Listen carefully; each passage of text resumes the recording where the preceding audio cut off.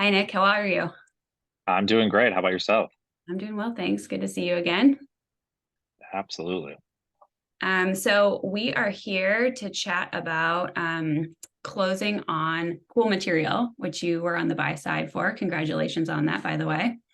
Thank you. It was a fun process, start to finish, and it was great working with you on the buy side. So today we're just going to talk a little bit about your experience and potentially help some other people who might be considering buying a business. Sounds good. So let's start off by just asking you, was this your first time purchasing a business? No, this was the third time our company has purchased a business over the last 7 years. Okay. So not a newbie to this. Not a newbie to it. And in a prior life, I ran some of the M&A at a large publicly traded media company, but that was a very different beast than when it's your own money and your own business. But this is the third that we've executed since starting our company about 7.5 years ago. Nice. And how was the experience for you overall, kind of maybe compared to the other ones or maybe your old job? Yeah, I would say that this experience was probably the smoothest experience from an acquisition side. I think there were very few landmines throughout the process, and I think generally, I think both the seller and us as the buyer, I think just had a really a nice time getting this deal done. Very pleasant, very easy, very reasonable, which in a lot of scenarios isn't always the case. It's usually the exception and not the rule. Yeah, absolutely. I made the really bad joke a few times to a couple colleagues that since the word cool is in the business name, like the whole process was just going to be very cool.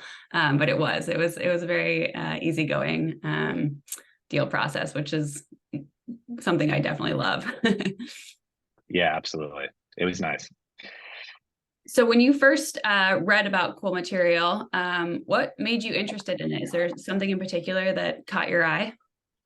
Yeah, so for our business, we look for kind of like niche lifestyle businesses in the marketing advertising space that have like a very defined value proposition. And we thought, from the get-go, Cool Material kind of knew who they were, right? They focus on a very core audience, which is affluent men. They focus on specific types of products. And so I think sometimes having a very like defined niche product is fit very nicely into our portfolio. So that was the first thing we really liked about it.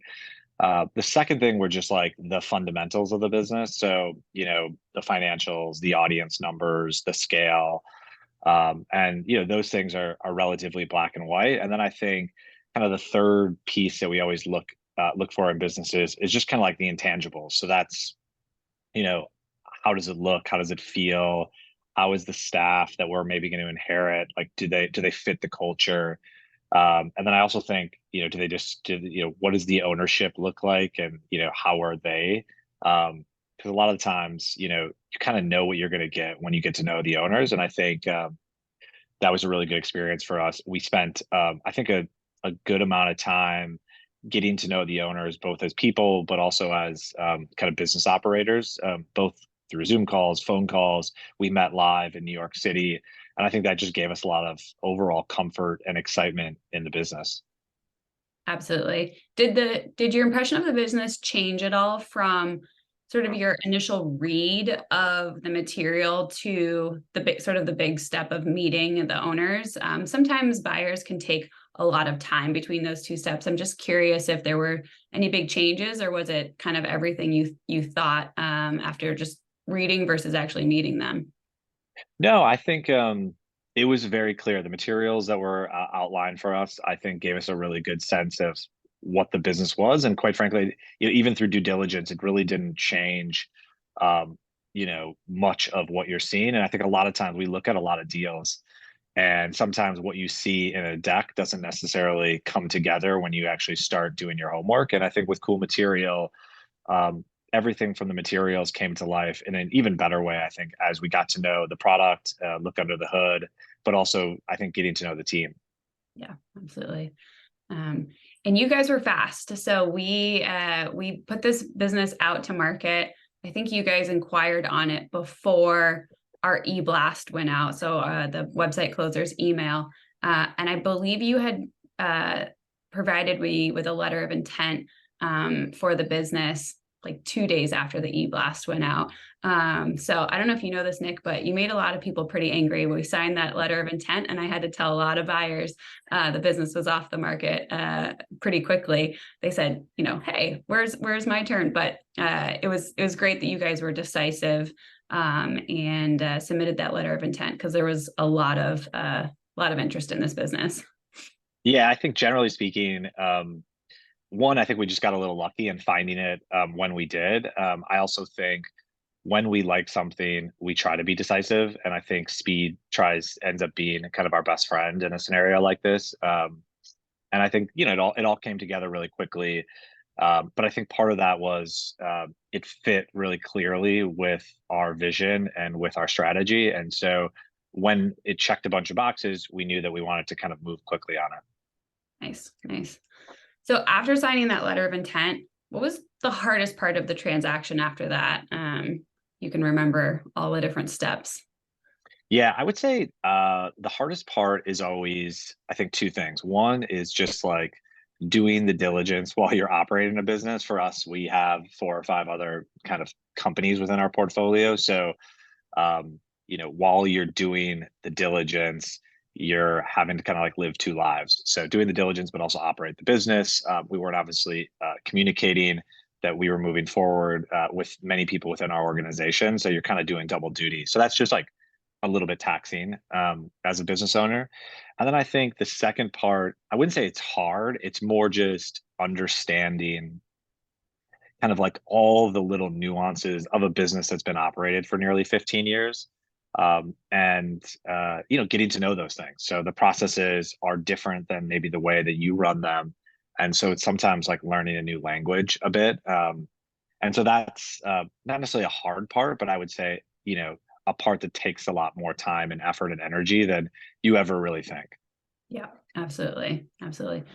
Any part of the process really surprise you? I know you've been through this before, kind of a veteran. Were you ever taken aback at any part of the process? I mean, no. I mean, the only thing I was taken aback on is we really liked the sellers of the business. Like they were people that we'll stay in touch with. In fact, we were trading notes yesterday about doing a partnership on some other things. So I think it's kind of rare sometimes when you actually enjoy the people that you're buying the business from, and perhaps will continue to have a working relationship with them. Like they're the type of people who if I'm in Philadelphia or if they're up in New York or we happen to cross paths, lunch, beers, you name it. And so I think that part was maybe the biggest surprise. Yeah, that's awesome. I love to hear that. When that's not the case with people, I tell them, please try so hard to fake it till you make it, like these people, because it does make the transaction much easier. But you guys had the pleasure of actually really getting along. Yeah, absolutely. Awesome. So now that we've closed and it's been a couple weeks, what are you most focused on with the business? Our strategy tends to be like not break it. So generally we have kind of like a crawl, walk, run strategy. The first in the crawl phase is always just like listening and learning to try to see like how does the business operate? How do the team members who currently work on the business, like what do they do well? Where do they need help and support? And try not to make like very many changes. And so that's kind of our plan through the end of the year. And then our first step for the business is really two parts. One is we want to kind of like refresh the brand. So the look, the feel, the voice of it, just kind of evolve all the good things that are already created, but just, kind of pump up the volume a little bit there. And then I think the second part is we'll add some additional kind of products and services that the brand offers. And that will be our, kind of go forward plan into 2024. Fantastic. All right, finally, Nick, since you're such a veteran, what advice would you give to anyone looking to purchase a business? Most of all my advices in business and life are usually tend to be like around dating. So I'm married now, happily. But I think buying a business is like getting married in a lot of ways. You're not just marrying the person or the business, but you are, marrying the entire family. And so that's the old owners, the staff that comes with it, the processes in place. And I think you just got to feel really comfortable with those things. And I think if you can, work on those relationships and evolve those things, I think it always ends up being a pretty successful situation. Fantastic advice. I love it. Well, thank you so much. It was really nice chatting with you, and look forward to working with you on the next one. Thanks, Gwen. You were great, by the way. I have to give a plug. Gwen was amazing. Gwen made it great. Oh, thank you, Nick. I appreciate that. All right. Have a good day. Thanks so much. Bye.